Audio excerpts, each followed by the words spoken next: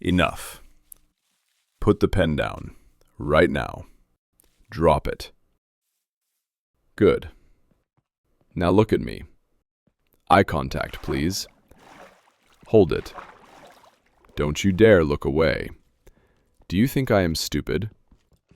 Do you think I obtained a doctorate in theoretical physics, spent years researching quantum entanglement and thermodynamic systems, just so I could be outsmarted by a brat who pretends she can't solve a simple vector equation? Oh, don't look so shocked. You know exactly what I am talking about. I saw you. I saw you write the correct answer down. I watched the ink flow from your pen. X equals -15. And then, what did you do? You looked up at me through your eyelashes. You saw me watching, and you erased it, deliberately, slowly. Why did you do that? Why are you pretending to be helpless? Is it because you legitimately need help? No, we both know that isn't true. Is it because you simply enjoy wasting my time? My time is very expensive, darling. Universities pay a premium for my lectures, and yet here I am, sitting in your bedroom, tutoring a girl who is clearly faking incompetence. Or is it something else? Is it because you like it when I lean over? When I have to guide your hand across the page? When I have to whisper the solution right into your ear? Your pulse is jumping. I can see it in your neck. So that's it.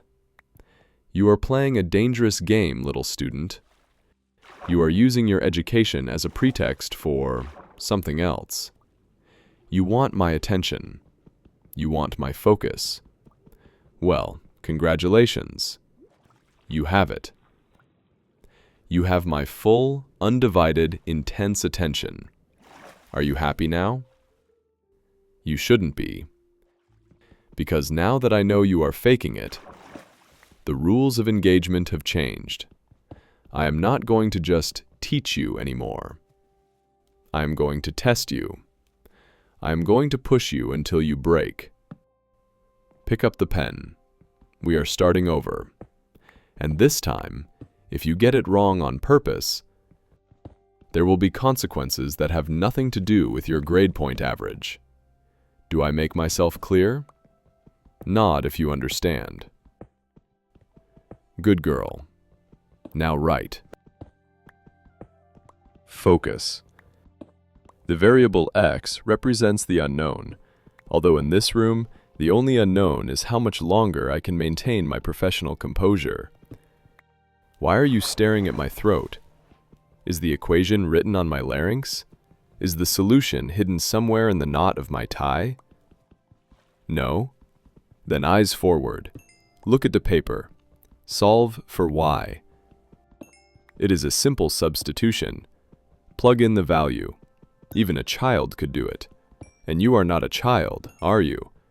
Judging by the way you are biting your lip, and the way you are looking at me, you are definitely not a child. But you are acting like one.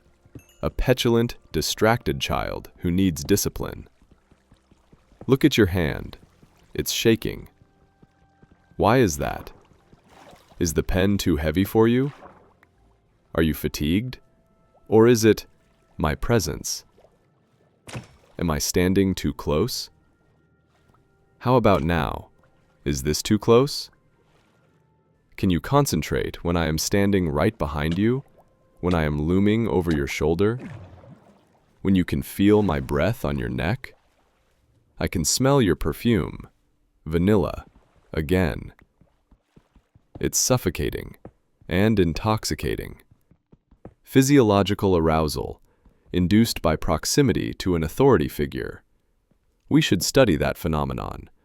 It is far more fascinating than this calculus problem. But no, we have a job to do. Finish the problem. Prove to me that you have a brain inside that pretty head. Because right now, I am starting to doubt it. Right now, you seem entirely ruled by instinct, by primitive biological urges, And while that is flattering, it is also highly inefficient. I am here to train your mind, darling, not to indulge your fantasies. At least, that is what I am supposed to be doing. But you are making it very difficult.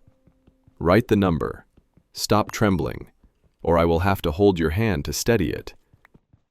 And if I touch you, we both know this lesson is over. So write. Incorrect. Again.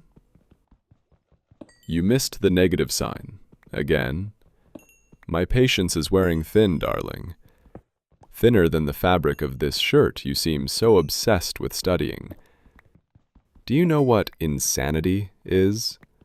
It is doing the same thing over and over again and expecting a different result. I keep explaining the concept, and you keep nodding, and then you write down nonsense. I have a hypothesis. Scientific method, remember? Observation, hypothesis, experiment, conclusion. I have observed your behavior, and I hypothesize that you aren't listening to a single word I say. I hypothesize that my voice is just white noise to you, a soothing baritone rumble that you like to bathe in. You aren't processing the semantic meaning of my words. You are just analyzing the frequency, the timbre. Am I right? You're nodding. At least you're honest about your delinquency. So, this entire session has been a sham, a charade. You lured me here onto false pretenses. You claimed you needed academic assistance with your finals. Oh, please help me, I'm failing. Lies. What you really wanted was this. You wanted to be scolded. You wanted to be corrected. You wanted to be told what to do by a man in a suit. Is that it? You are a terrible student, truly abysmal. But, as a scientist, I have to admire your persistence. You want my attention so badly, you are willing to fail your exams. That is dedication. Or stupidity. The line is often blurred in subjects of extreme passion. Very well. If you won't learn physics, if you refuse to engage with the material intellectually, then I will teach you something else, something practical, something tactile, something that requires physical participation. Close the book. We are changing the curriculum. Since you treat this workspace like a playground, I suppose I should treat you like a child who needs to be taught a lesson. Are you ready for some real education? Good. Clear your desk. Chapter 4. Friction. Let's discuss tribology, the study of interacting surfaces in relative motion. Do you know what friction is, darling? It is the resistance that one surface or object encounters when moving over another. That is the textbook definition. Very dry, very abstract. And clearly, abstract concepts are not penetrating that beautiful, stubborn skull of yours today. So let me demonstrate it for you. Let's make this empirical. Give me your arm. No, don't pull away. You wanted my attention, didn't you? You wanted to turn this lesson into something else. Well, here we are. I am teaching. You are learning. Hold still. See this? My hand sliding against your skin. My thumb tracing the line of your forearm. There is resistance. Texture against texture. Rough against smooth. Tiny imperfections in surfaces catching against each other. And what does that create? Come on, use your words. What does kinetic friction generate? Heat. Thermal energy. I can feel it radiating off you. Your skin is getting warmer. right under my fingertips. It's fascinating. Is that just physics? Is it just the transfer of kinetic energy into thermal energy? Or is there another variable involved? Perhaps anxiety or anticipation. You are flushed. Your pupils are dilated. Your breathing has shifted. It is faster, shallower. Friction leads to heat. Heat leads to combustion. If I keep doing this, if I keep rubbing my thumb right here on the sensitive skin of your inner wrist, where your veins are so close to the surface, are you going to catch fire? Are you going to burn up right here in this chair? You look like you might. You look like you are about to ignite. And the most interesting part? You aren't pulling away. You are leaning into the friction. You are seeking the heat. Which means, scientifically speaking, you want to burn. Next concept. Since you seem to have mastered friction, let's talk about gravity. Newton's law of universal gravitation. It states that every particle of matter in the universe attracts every other particle with a force that is directly proportional to the product of their masses and inversely proportional to the square of the distance between their centers. Do you understand what that means? It means that everything pulls on everything else. It means that right now, in this room, I am pulling on you, and you are pulling on me. Can you feel it? The gravitational force between us? It is invisible, but it is undeniable. And remember the inverse square law. The closer the objects, the stronger the force. If I half the distance between us, the force quadruples. I am very close now. The distance is almost zero. The force should be overwhelming. Is it? Do you feel like you're falling into me? Because you look unsteady. You look like you're about to tip over, like you've lost your equilibrium. Lean into it. Don't fight it. It's just physics, darling. You can't fight the laws of nature. Gravity always wins. It drags you down. It keeps you grounded. Or, in your case, it keeps you pinned right where I want you. Look at me. Your eyes are locked on mine, like a satellite locked in orbit, unable to break away. Trajectory fixed. Destination inevitable. That's the dangerous thing about gravity. Once you get too close to a massive object, like me, you cross the event horizon, and then there is no escape. Not even light can escape, and certainly not a little student who didn't do her homework. So tell me, have we crossed the horizon yet? Are you falling? Because I am ready to catch you. Let's talk about fluids, fluid dynamics, and specifically surface tension, the tendency of liquid surfaces to shrink into the minimum surface area possible. It is what holds a droplet of water together. It allows insects to walk on water. It is a skin, a barrier, holding everything inside, containing the chaos. Like you. You are holding so much in, aren't you? I can feel it. The tension in your jaw, the tightness in your shoulders, the way your breath catches in your throat. You are a tightly coiled spring, or a droplet about to burst, maintained only by surface tension. But surface tension has a breaking point. If the internal pressure becomes too great, or if an external force disrupts the surface, pop. What happens if I apply pressure?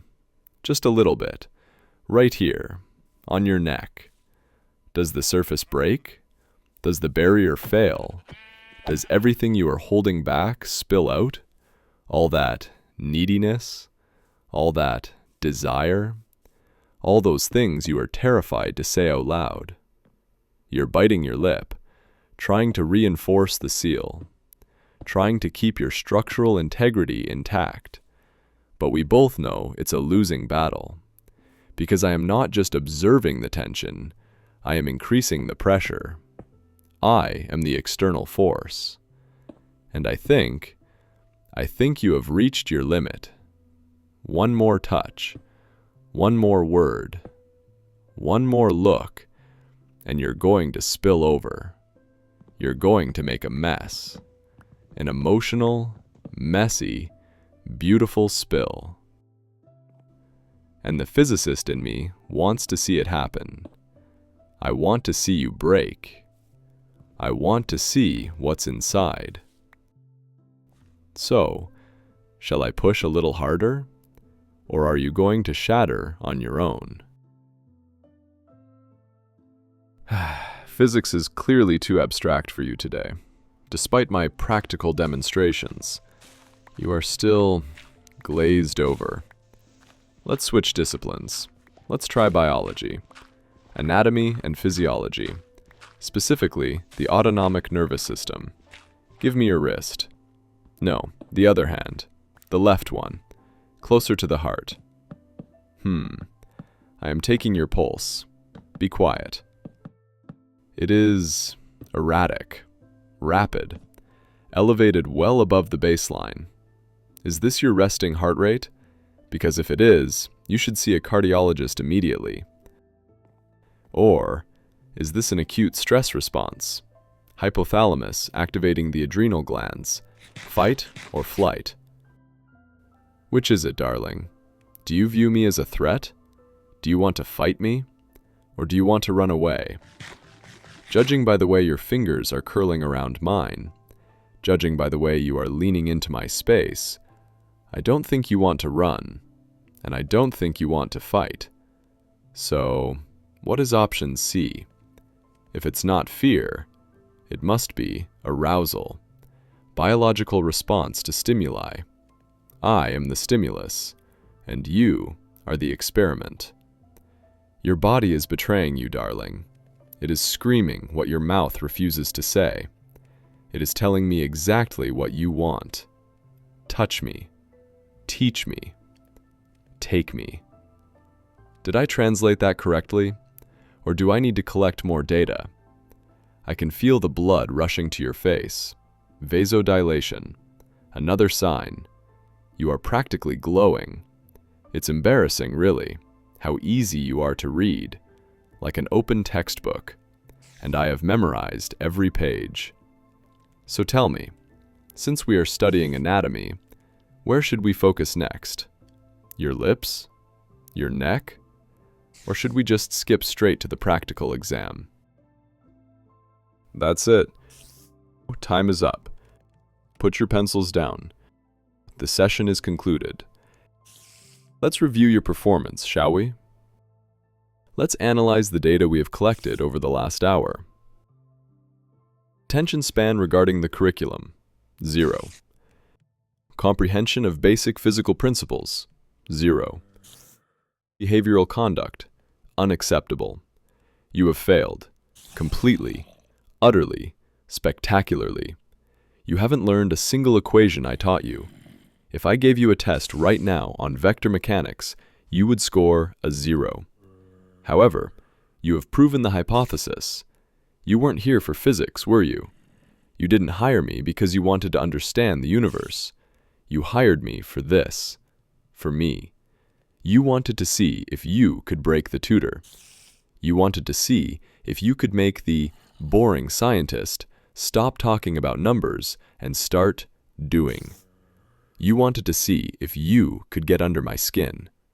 Well, congratulations. You passed that test with flying colors. You broke me.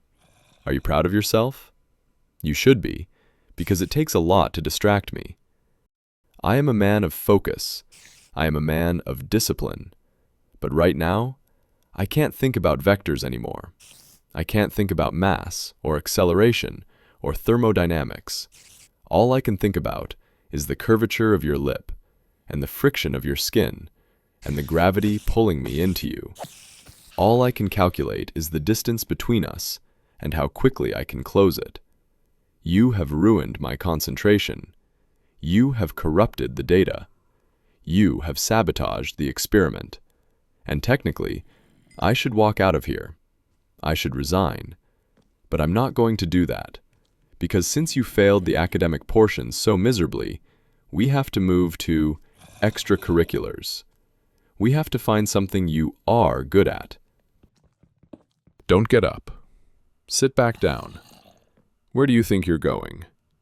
Did I say you were dismissed? Did I say the lesson was over? I said the academic portion was over. But we are far from finished. Sit. Right there. Hands on the desk. Good.